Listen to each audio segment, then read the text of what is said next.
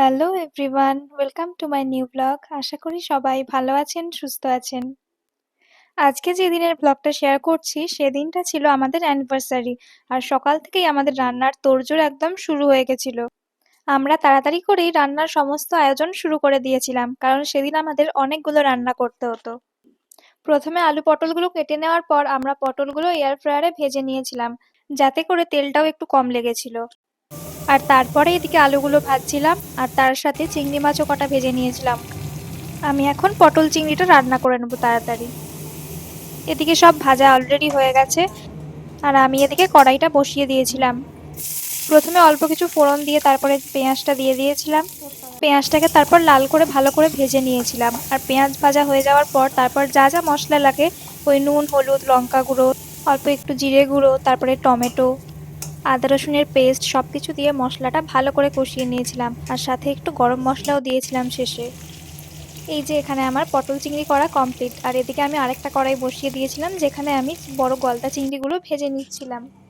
এখন চিংড়ি মাছের মালাইকারিও হবে। আর এদিকে আমার বর বসে গেছিল নারকোলটা কুড়োতে, যেটা সব থেকে একটা কঠিন কাজ আমি ওকেই দিয়েছিলাম। চিংড়ি মাছের মালাইকারিটা আমার বরই রান্না করেছিল, খেতে বেশ দারুণ হয়েছিল। এই যে চিংড়ি মাছের মালাইকারিটা এদিকে কমপ্লিট হয়ে গেছে। তারপর এদিকে ফ্রাইড রাইসের জন্য আমি এদিকে সবজিগুলো সব ভেজে নিচ্ছিলাম, আর আমার বড় দিকে মাটনটা ম্যারিনেট করে রেখে দিয়েছিল কিছুক্ষণ। আমি এদিকে কড়াইটা বসিয়ে দিয়েছিলাম, কারণ আমি এখন চিকেন রান্না করব। চিকেনের মশলাটা এদিকে প্রায় কষানো হয়েই গেছে, আর ওদিকে কড়াই বসেছে, ওদিকে মাটন রান্না হবে। এই যে চিকেনটা এদিকে হচ্ছে, আর ওদিকে মাটন। চিকেনটা এদিকে কষা হয়েই গেছে, আর ওদিকে মাটনটা প্রেসারে দেওয়া হয়েছে দুটো সিটি পড়ার জন্য। চিকেন কষা আমার এদিকে কমপ্লিট। তারপরে বসিয়েছিলাম চাটনি। চাটনিটাও প্রায় হয়েই গেছে। আমাদের সেই দিনে টোটাল মেনু ছিল ফ্রাইড রাইস, চিকেন কষা, প্লেন রাইস, পটল চিংড়ি, চিংড়ি মাছের মালাইকারি, তারপরে ছিল মাটন, আর চাটনি, পাঁপড়, মিষ্টি তো ছিলই। আর সেদিন আমাদের বাড়িতে আমার বাবাও এসেছিল। বাবা একটা কেক নিয়ে এসেছিল সাথে করে, আর আমরা এদিকে কেকটা তারপর কেটে নিয়েছিলাম।